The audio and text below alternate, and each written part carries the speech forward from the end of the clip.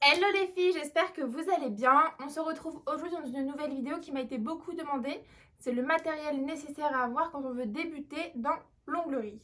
Donc étant donné qu'on est en confinement en ce moment et que j'ai du temps pour faire des vidéos, je me suis dit bon allez, je vais tourner la fameuse vidéo. Du coup là, je vais vous présenter tout le matériel que j'utilise moi tous les jours, ok, dans mon quotidien pour faire les ongles. Déjà en premier lieu, les produits qui sont hyper importants, c'est les produits d'hygiène et de désinfection. Voilà, comme dans tout métier de l'esthétique, ou même dans tout métier en général, il faut vraiment être pointilleuse sur l'hygiène et sur la désinfection dans l'onglerie parce que les ongles, c'est quand même porteur de microbes, ok.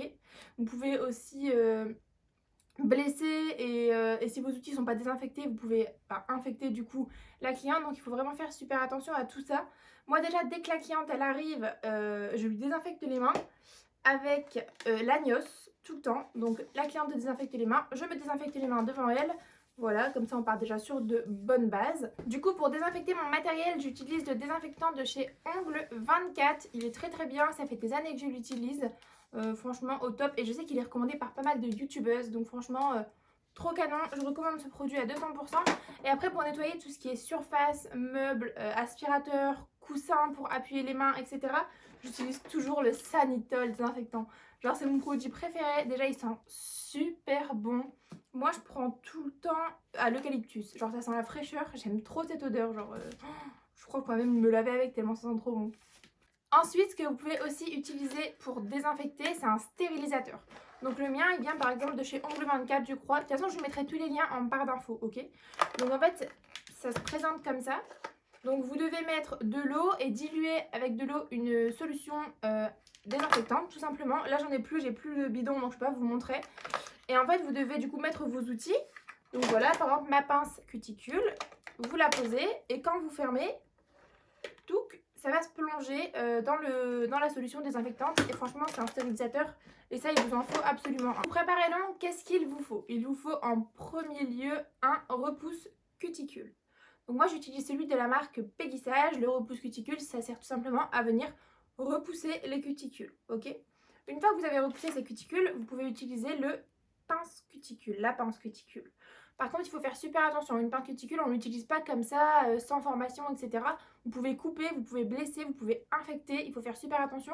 Moi-même, ça fait plus de 5 ans que je fais les ongles et ça m'arrive encore parfois de couper des clientes. Et je vous promets que je dors pas de la nuit. Il faut tout de suite désinfecter, etc. Parce que moi, ça me fait peur. Je me dis que c'est... Ben, là, les mains, c'est quand même un nid à microbes. Donc voilà, il faut faire super attention. La pince à cuticule, la pince à envie, vaut mieux être formé pour l'utiliser. Ensuite, vous avez besoin d'un bloc-ponce.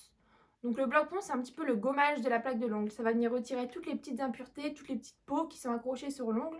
Donc moi, j'utilise celui de chez Peggy-Sage. Pour les outils, c'est aussi du Peggy-Sage. Ensuite, il va vous falloir plusieurs sortes de limes. Une lime plutôt douce et une lime plutôt dure. Donc ça, on voit en fonction des grains en fait qu'il y a sur la lime, ok? Donc moi, celle-ci, c'est une 100-180.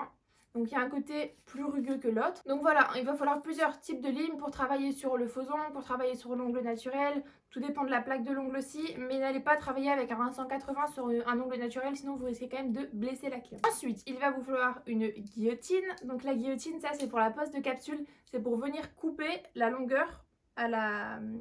C'est pour venir couper l'ongle en fait à la longueur que la cliente souhaite. Bref, vous m'avez compris. Ensuite, il va vous falloir un petit pinceau pour dépoussiérer. Bon, le mien, ça fait des années que je l'ai, mais je l'adore. Donc ça aussi, il ne faut pas hésiter à le désinfecter de temps en temps, ok? Même de temps en temps, même tous les jours, parce que, pareil, vous passez ça sur les mains des clientes, s'il y a des blessures, etc. Et vous repassez par derrière sur la main d'une autre cliente. Toujours bien désinfecté. Sinon, moi, je l'adore. C'est un si belle, je crois. Donc c'est pas forcément une marque que d'ongles, mais je l'adore. Je l'avais trouvé chez un grossiste. Par contre, j'ai plus le lien, il n'existe plus. Mais je vous mettrai un autre pinceau, ok? Ensuite, il va vous falloir bien sûr un pinceau gel. Donc un pinceau pour appliquer le gel. J'espère que vous voyez bien, la mise au point se fait bien.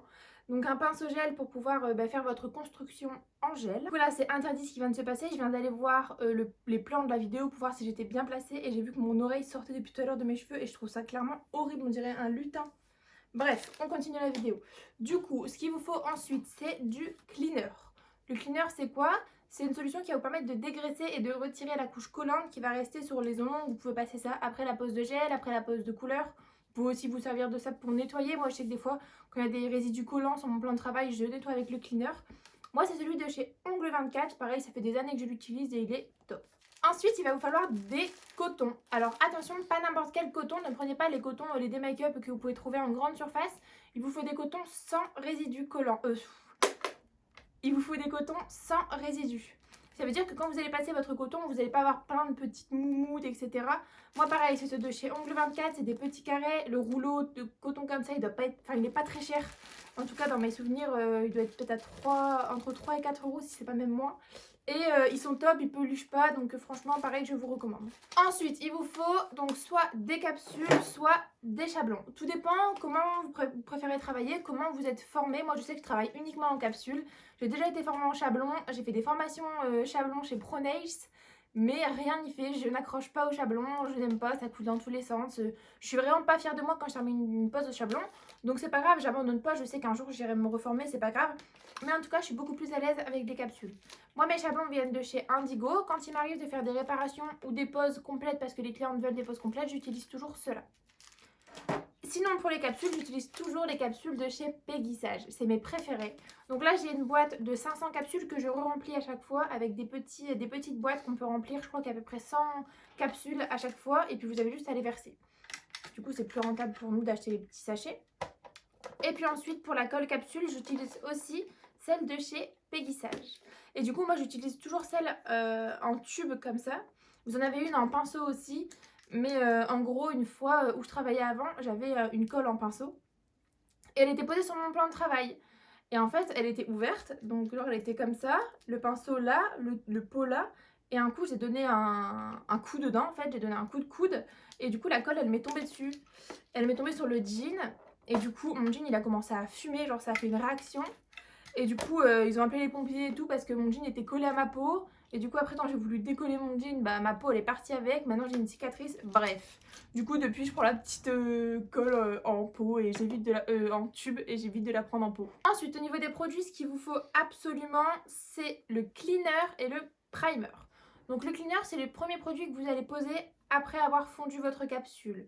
Le cleaner, ça permet de dégraisser l'ongle, de nettoyer l'ongle, entre guillemets, comme son nom l'indique. Et le primer, c'est pour que votre gel ait une meilleure adhérence. Moi, j'en utilise un qui évite les désinfections. J'utilise celui de chez Peggy Sage et parfois celui de chez Indigo aussi. Je jongle un peu entre les deux. Mais ça, c'est un très bon... comment on dit? Combo? C'est un très beau combo. Ça, c'est un très beau combo. Bref, ça, c'est une très bonne combinaison. Une fois qu'on a posé notre cleaner et notre primer, on peut venir poser notre fameux gel.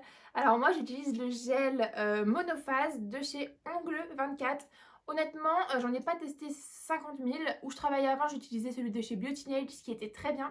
Moi, alors d'aujourd'hui, j'utilise un monophase. Qu'est-ce que c'est un gel monophase?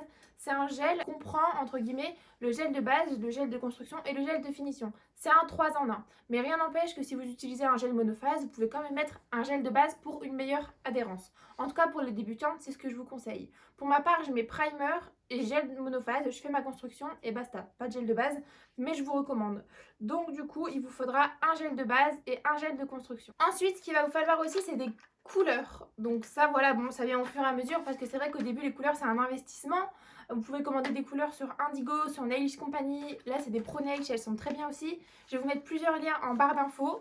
Mais déjà, c'est bien d'avoir les couleurs basiques, on va dire du rouge, du nude, du blanc, du noir. Moi, en tout cas, c'est ce que j'avais pour commencer. Ensuite, il va vous falloir des finitions, donc des top coats. Donc, il y a plusieurs top coats. Vous avez des top coats mat. Donc moi j'utilise le mat de chez ProNails qui est très très bien. Je trouve que c'est l'un des meilleurs top coats qui prend pas... On va dire que le mat c'est très compliqué à poser parce que je trouve que ça vieillit mal en général. Ça prend les coups, ça prend les griffes. Et en plus pour trouver un bon top coat mat qui reste bien mat pendant 3 semaines ça c'est compliqué. Et franchement celui de ProNails j'aime bien, je vous le recommande. Ensuite vous avez des top coats avec résidus et des top coats sans résidus. Celui-ci de chez ProNails aussi est un top coat avec résidus. Ça veut dire qu'à la fin de votre pose, quand vous allez catalyser et sortir la main de la lampe, vous allez avoir une couche collante au-dessus, ok, qu'il faudra dégraisser avec le cleaner. Tandis que par exemple ce top coat-ci de chez Nails Company ne se dégraisse pas. Donc ça veut dire que quand vous allez sortir la main de la lampe, c'est bon, la pose sera terminée. Je trouve que les top coats sans résidus sont plus brillants forcément. Parce que quand on passe un coton à la fin on va dire que ça retire un peu la brillance. Après ça dépend quel top coat vous utilisez et c'est peut-être psychologique aussi. Sinon les top coats sans résidus vous pouvez pratiquer dessus les effets comme les effets sirène, les effets licorne, enfin tous les effets comme ça, là, vous pouvez les pratiquer sur Top Coat sans résidus. Et après, vous avez aussi des top coats avec des micro-nacres. Donc là, par exemple, celui-ci de chez Nails Company, vous avez des tout petits nacres dedans. Pareil, c'est une finition sans résidus, donc vous avez juste à la poser. Si vous avez fait un rouge et que vous voulez ajouter un petit peu de paillettes, vous pouvez l'utiliser et il est très bien. Je vous le mets en barre d'infos. Ah oui, ce qui est canon aussi d'utiliser, c'est des petites pompes comme ça pour mettre votre cleaner. Moi, je sais que j'utilise ça et du coup, c'est un gain de temps de ne pas ouvrir votre bouteille, verser, etc. Vous avez juste à appuyer. Ça, vous en trouvez partout, AliExpress, Amazon, même chez les grossistes d'onglerie en général, il y en a.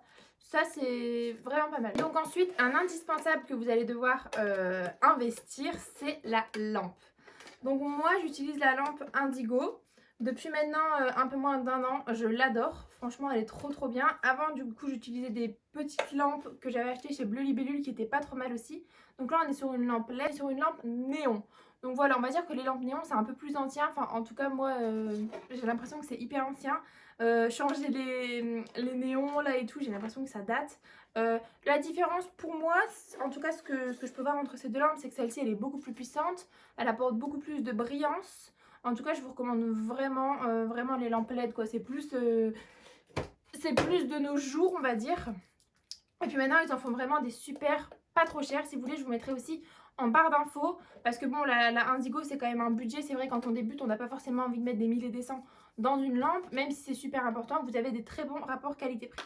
Ensuite, ce dont vous allez avoir besoin aussi, c'est une ponceuse. Donc la ponceuse pour préparer l'ongle, par exemple. Pour faire les remplissages, vous pouvez vous en servir également. C'est pas indispensable parce que vous pouvez toujours travailler à la lime, que ce soit pour le remplissage, pour la préparation de l'ongle, vous avez repousse cuticule, donc c'est pas indispensable, c'est juste pour gagner du temps. En tout cas, je suis pas vendeuse de ponceuse, donc je ne saurais pas vous conseiller quelle ponceuse prendre, etc. Moi, j'ai toujours utilisé la Jean Marin, ça fait quoi 2-3 ans que je l'ai. Avant ça, j'avais aussi une Jean Marin et franchement, elles sont trop bien, elles me lâchent pas, la puissance me correspond, tout va bien. Donc je sais que si demain elle me lâche, je pense que je repartirai sur ce genre de ponceuse. Après, il faut explorer un petit peu sur internet, vous pouvez en trouver des pas mal. Pareil, des bons rapports qualité-prix parce que celle-ci elle est quand même assez chère, je pense. Et ensuite, du coup, avec la ponceuse, moi j'ai ma petite boîte à embouts parce que vous avez plein d'embouts différents pour la ponceuse. Vous avez les embouts pour la manucureuse, vous avez les embouts pour la préparation de l'ongle, pour les remplissages. Donc voilà, moi je sais que j'ai plein d'embouts et j'ai tout mis dans une petite boîte fait exprès pour mettre les embouts à ponceuse. Bon les filles, je crois que cette vidéo touche à sa fin. Je pense que je n'ai rien oublié. En tout cas, j'espère. N'hésitez pas à me dire en commentaire si cette vidéo vous a plu. Si vous avez la moindre question, n'hésitez pas. Effectivement, j'ai pas les mêmes mains. Je suis en train de vous préparer un peu des vidéos pour Noël, donc ça fait pas très pro. Mais je suis désolée. Donc du coup, je mettrai tous les liens en barre d'infos. N'hésitez pas si vous avez la moindre question et surtout, likez cette vidéo.